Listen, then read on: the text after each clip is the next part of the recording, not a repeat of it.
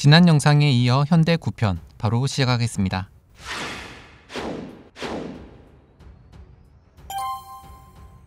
(1992년 1월 3일) 현대그룹 사장단 시무식에서 주영은 그룹 경영에서 완전히 떠나 새로운 일을 하겠다 며 현대그룹을 동생 세영과 아들 몽구, 몽원 등에게 맡긴 채 돌연 은퇴를 선언하게 됩니다. 범현대가의 왕회장으로 불리던 주영이 갑작스레 은퇴를 선언한 이유가 따로 있었는데 바로 정계 진출을 위해서였습니다. 당시 78세의 주영은 곧장 통일국민당이라는 새로운 당을 창당하며 공식적으로 정치에 뛰어들었습니다. 그런데 이 과정에서 그는 기자회견을 통해 엄청난 사실을 폭로해버리게 됩니다. 지금껏 적게는 5억, 많게는 100억가량의 정치 자금을 역대 대통령들에게 상납해왔다는 것이었습니다. 기업을 불편 없이 꾸려가려면 정부의 미움을 받지 않아야 했기 때문에 그동안 지도자한테 뭉텅이의 돈을 바쳐야 할 수밖에 없었는데 이 나라가 나라이기는 한 것이냐 하는 한탄을 많이 해왔다고 합니다. 그렇게 큰 돈을 걷어간 뒤에도 조금만 거슬리면 느닷없이 세무조사로 쳐들어오기도 했다고 합니다. 주영의 자서전에 따르면 1990년 노태우 정권 당시 현대그룹이 불공평한 세무조사를 받으면서 주영은 완전히 정부와 등을 돌리며 정치자금 헌금을 중단해버렸고 이후 노태우 정권은 세무조사로 더욱 감정풀이했다고 합니다. 그렇게 주영이 정경유착을 폭로한 이후 현대그룹과 노태우 정권과의 관계는 더욱 악화되었습니다.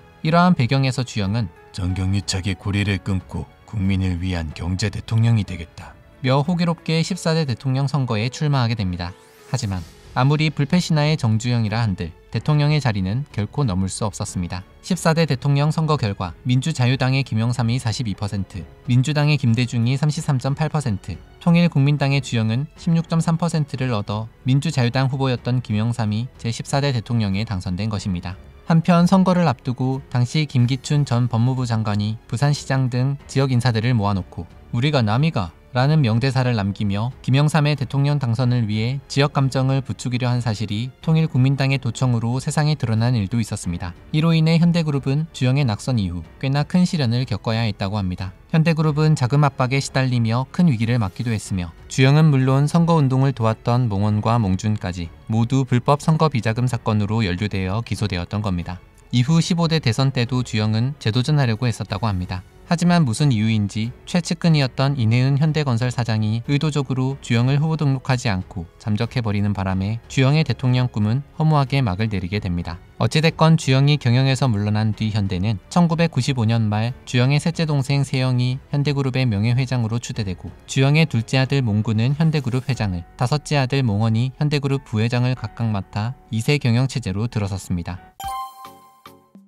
1997년 12월 주영은 대뜸 청운동 자택으로 다섯째 아들인 몽은을 불러 이렇게 얘기했다고 합니다. 내 평생 소원은 북한이 열리는 걸 보는 거다. 그리고 몽원에게 대북 사업을 추진하라고 했습니다. 대북 사업은 금강산 관광을 비롯해 주영이 오래전부터 꿈꿔오던 일이기도 했습니다. 이때 벌써 그의 나이 82세였지만 아무리 세월이 흘러도 어린 시절 가난이 싫어 소판돈을 훔쳐 도망쳤던 것이 평생 빚으로 남아있었다고 합니다. 그는 이미 1989년 이산가족 고향 방문단으로 고향인 통천의 옛 동네를 찾아 가족들과 회포를 풀기도 했는데 고향에 대한 애틋함과 향수는 더욱 깊어졌다고 합니다. 그러던 1997년 새정치국민회의 소속의 김대중이 제15대 대통령에 당선되었습니다. 북한과 우호적인 관계를 원하는 김대중 대통령의 당선은 주영이 대북 사업을 추진하기에 더할 나위 없이 좋은 기회였습니다. 아버지의 지시를 받은 몽원은 즉시 방북 경험이 있는 당시 현대건설 부사장이던 김윤규를 불러 북한과 접촉할 방법을 찾기 시작했습니다.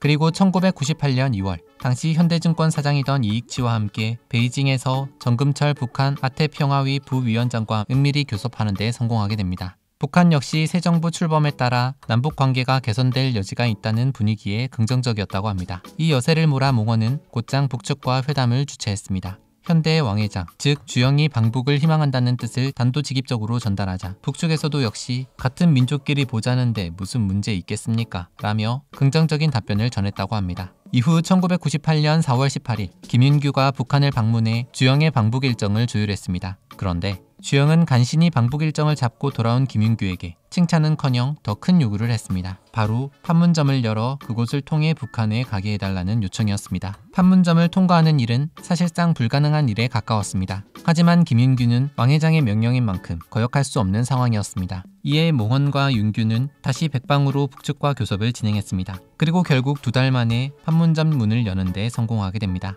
그렇게 1998년 6월 16일 주영은 직접 소 500마리를 끌고 판문점을 통과해 북한 방문길에 올랐습니다. 소판돈 70원을 들고 도망친 어린 주영은 그 70원을 일평생 종잣돈으로 생각하며 우리나라는 물론 세계에서도 이름난 부자로 성장해 있었습니다. 하지만 늘 아버지께 죄송스러운 마음과 또 고향에 대한 애틋함은 내내 남아 있었고 뒤늦게나마 아버지께 죄송한 마음을 담아 고향길을 방문할 때 특별히 소를 선물로 선택했다고 합니다. 당시 500여 마리의 소떼를 끌고 육로를 통해 북한을 방문한다는 것은 주영의 순수한 마음에서 진행된 것이었지만 사실 군사시설이 노출될 수 있다는 우려 때문에 북한 군부의 강한 반발에 부딪히기도 했다고 합니다. 그럼에도 주영은 직접 북한의 김정일 위원장과 담판을 지으면서까지 자신의 뜻을 관철시켰고 마침내 판문점을 통과하게 됩니다. 소떼를 이끌고 성공적으로 북한을 방문했지만 북한과의 관계는 쉽게 풀리지 않았습니다. 얼마 지나지 않아 오히려 북한의 도발이 다시 시작된 것입니다. 이 때문에 우리나라 내에서도 북한에 대한 여론이 다시 불신론으로 기울고 있었습니다. 하지만 주영은 대북 사업을 이대로 포기할 수 없었습니다. 그래서 1998년 10월 27일 그는 위험을 무릅쓰고 김정일 국방위원장의 초청을 받아 다시 한번 소떼를 몰고 2차 방북길에 오르게 됩니다. 이때 주영은 소 501마리를 대동해 역시나 판문점을 통과했습니다. 그런데 사람들은 이때 많이들 궁금해했다고 합니다. 애초에 북한에 약속한 건 1000마리였는데 왜 1001마리를 선물하냐는 것이었습니다. 이때 주영은 저는 끝나는 수지만 1001은 이어지는 수가 아니냐 며 남북협력이 지금 이 순간 단순히 일회성으로 끝나지 않고 계속 이어지길 바라는 뜻을 담았다고 전달하기도 했습니다. 이렇게 북한에 다시 방문한 주영은 1998년 10월 30일 밤 직접 김일성 전 수석의 시신이 안치된 금수산 기념궁전 바로 옆 백화원 초대소에서 김정일을 만났습니다.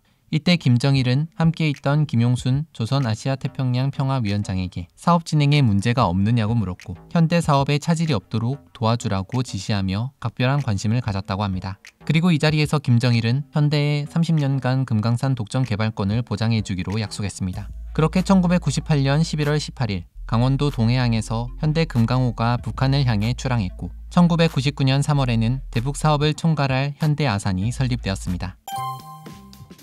성공적인 방북 성과로 현대그룹은 또 한 번 세간의 집중을 받게 됩니다. 이때 방북 사업 관련 기자회견의 주인공은 주영의 다섯째 아들 몽원이었습니다. 그런데 주영의 둘째 아들 몽구는 현대를 대표하는 자리에 몽원이 있는 게 탐탁지 않았습니다. 몽구는 주영의 둘째 아들이긴 했지만 1982년 주영의 첫째 아들 몽필이 세상을 떠나면서 몽구가 장남의 자리에 있었기 때문입니다. 현대그룹 안에서도 금강산 관광을 비롯한 대북 경제협력 사업, 김정일 국방위원장 면담 계획 등 대북 관련 프로젝트가 모두 몽원의 공으로 돌아가자 이를 심상치 않게 여겼다고 합니다. 심지어 다섯째 아들 몽원이 장남인 몽구를 제치고 새로운 후계자로 낙점을 받았다는 소문이 퍼지기까지 했습니다.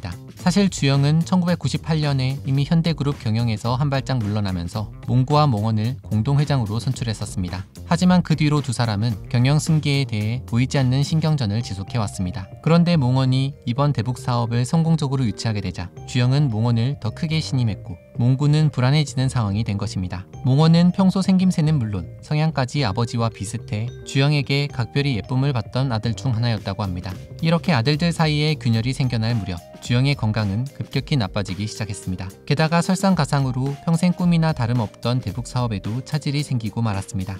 우여곡절 끝에 금강산 관광을 시작했지만 이후 북한은 매번 말을 바꾸고 때때로 비협조적인 태도를 보였으며 심지어 1999년 6월에는 북한의 도발로 서해교전까지 발생한 것입니다. 이로 인해 평화통일을 지지하던 여론은 금세 정부의 햇볕 정책에 대해 회의적인 태도로 바뀌게 됩니다. 그러던 2000년 5월 주영은 병세가 점점 악화되어 결국 명예회장직마저 사퇴하기로 결정했습니다. 그리고 이때부터 현대의 경영승계 다툼은 서서히 수면 위로 떠오르게 됩니다.